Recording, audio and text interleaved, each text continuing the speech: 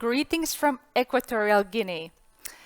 We are glad to present you today a study about where Equatorial Guinea is in terms of WASH in schools. But let's start with a little bit of a context.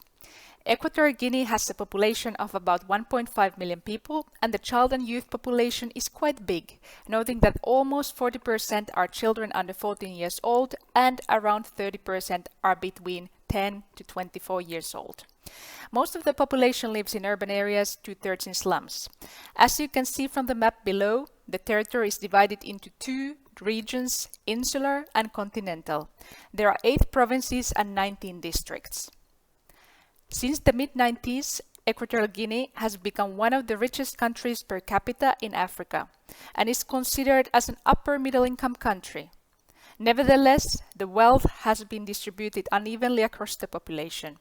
In 2021, the country ranked on 145th in the Human Development Index, and less than half of the population has access to clean drinking water.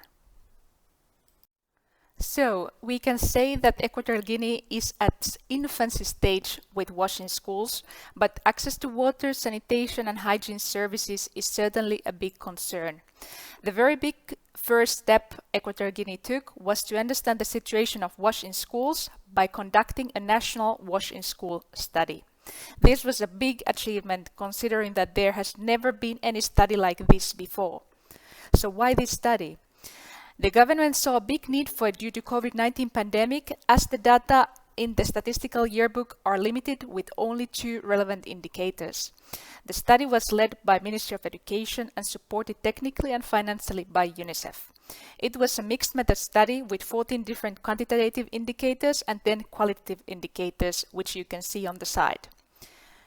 The data are representative for the whole country and its schools, as 18 districts out of 19 were included and 94% of all schools were part of the study.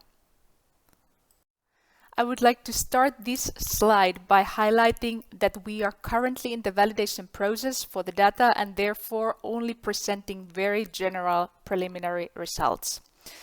As you can see, there's a lot of room for improvement with WASH in schools. Approximately half of the schools do not have drinking water. Only about 1/3 have toilets that function. Less than 1/3 have separate toilets for girls and boys. 1 in 10 schools have hand washing stations with water, and again 1 in 10 have hygiene products for menstrual hygiene. The tendency seems to be that public rural schools have even more limited services. For example, only around 1 in 6 rural schools have toilets that work. Nevertheless, public and rural schools are over half of all the schools in the country.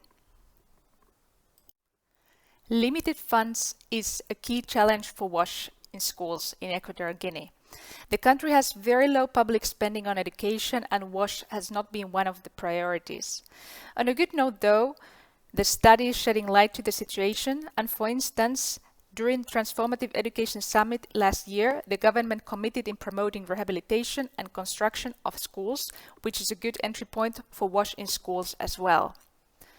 UNICEF has not had a WASH program in Equatorial Guinea, and specific WASH program is not considered for the new country program 2024 to 2028.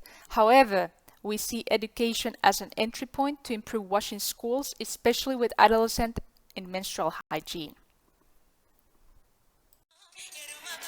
These were the updates from our side. We are looking forward to hear and learn from you how to develop WASH in schools in Equatorial Guinea.